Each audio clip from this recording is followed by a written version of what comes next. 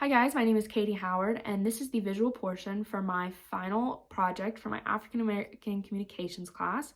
This video pairs with the letter that I wrote to my 14-year-old self, who at the time was experiencing her first introduction to white privilege, Black Lives Matter, and police brutality. All my life didn't realize that racism was as real as it is, and I thought it was just something that had ended with slavery and segregation. When I was first introduced to white privilege, I felt attacked and embarrassed. I didn't want to believe that I was privileged.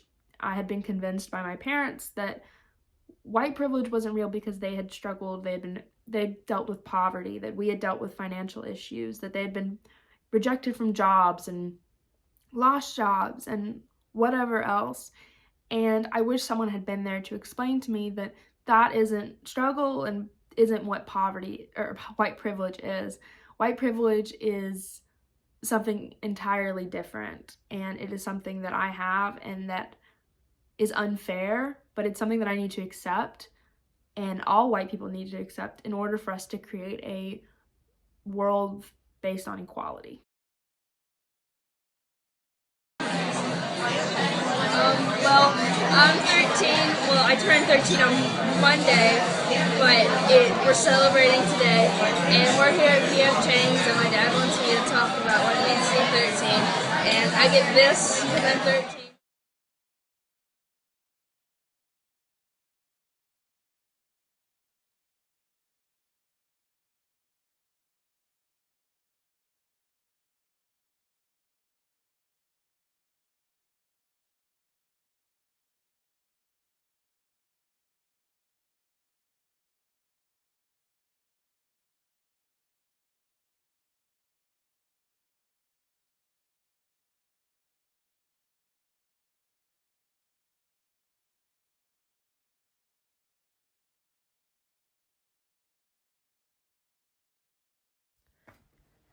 In this video, I'm going to be exploring my white privilege and what that means to me to help my 14-year-old self better understand what that is. This is a definition of white privilege that I wrote myself as practice to help me better understand the term even today. White privilege is the benefits and protection experienced by white people granted by society at the detriment of people of color. And to put it a little more simply for my 14-year-old brain, white privilege is anything that makes my life easier because I am white. And here are just a few everyday examples. I can assume that I will not be followed by an employee in a store. I can easily find hair care products and salons. I can easily find dolls, books, cards, etc. depicting people of my own race.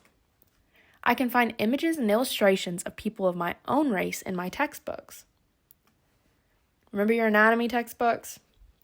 Have you ever seen a black illustration in one of your anatomy textbooks? This first-year medical student is creating some of the first African American anatomy illustrations.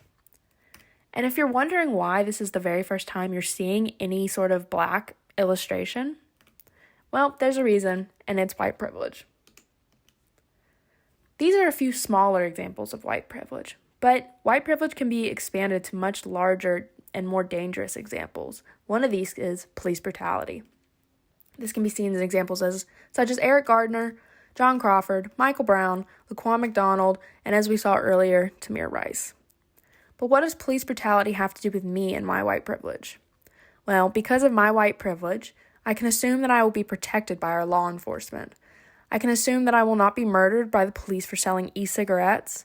I can assume that I will not be murdered by the police for holding a toy gun, and I can assume that I will not be murdered by the police for refusing to drop a small 3-inch knife. The officers murdered these black people without hesitation because their lives were less valued. What is white privilege?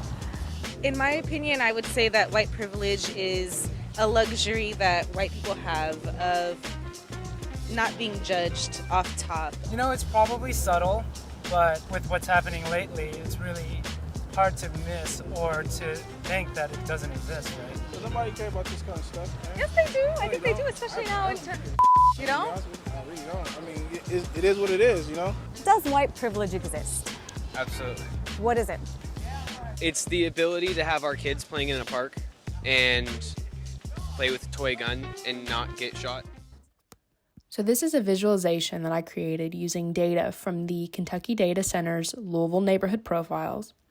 This visualization consists of a bar graph, and each bar represents a neighborhood. Red bars represent a predominantly black neighborhood population of over 50%. Blue bars represent a predominantly white population of over 50% within the neighborhood. And additionally, the length of the bar depicts the neighborhood's median household income. And this is measured on the x-axis in thousands of dollars. The purpose of this project was to analyze white and black populations in Louisville neighborhoods to determine if there was any correlation between racial population and median household income. From my analysis, any neighborhood with a more predominant Black African American population of over 50% does not surpass a median household income of $35,609, which can be seen in Newburgh. However, white-dominated neighborhoods range from $23,075 in University to $130,250 in Lake Forest. Based on this data, white neighborhoods maintain on average a much higher median income. In conclusion, this class has taught me a lot about white privilege and how it affects me in my daily life. Educating ourselves on these issues is the first step we can all take to creating a society that is much more based on equality. I wish someone had been there to teach me these things when I was 12 and 14, but for now I can just simply move forward and do my part to make the world a better place.